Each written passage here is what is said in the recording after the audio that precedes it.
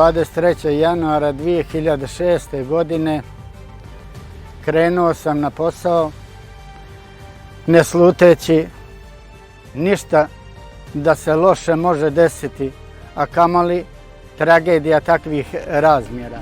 Tako priča Slobodan Drobnjak nakon 19 godina od najveće saobraćajne nesreće na Bioču, kada je voz koji je saobraćao na relaciji Bilo Polje – Podgorica iskliznuo iz šina. Ne bi sam sebe oprostio to da nijesam uletio u voz, da učinim sve što je do mene, što mogu. Sve sam učinio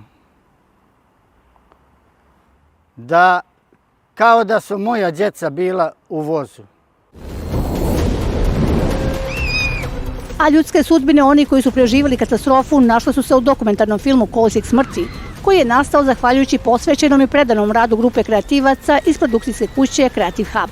Što se tiče same ideje, ona negdje datira od unazad 4 godine. Doduše, taj sami početak se više odnosio na tu pripremu, upravljanje koncepta, kako sve to treba da izgleda, dok je gro posla odrađen ipak u toj 2024. godini, gdje smo završili taj snimajući set, a nakon toga i postprodukciju i eto, film je u potpunosti završen. Rekonstrukciju događaja smo radili ne u vozu, jedan dio smo radili dakle, u autobusu, s obzirom da nismo mogli dobiti dozvole i naravno ne možemo snimati ljude koji su u putničkom vozu. Trudili smo se svakako da to što opet vjerodostojnije prikažemo i te neke scene su nama i tokom snimanja dosta izgledali uznemirujuće. Upravo zbog toga suština filma protkana sudbinom ljudi donosi priču iz nekog drugog ugla.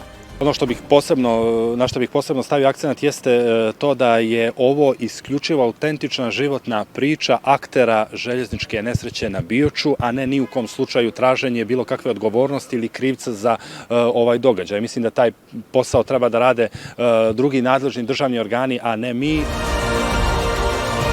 Nama kao produkciji je bitno da mi održimo kult sjećanja na Bioče, na taj nemili događaj, a gledalci će film moći da pogledaju na YouTube kanalu od 12 sati, ukucaju samo Kolosijek smrti, lako će pronaći film.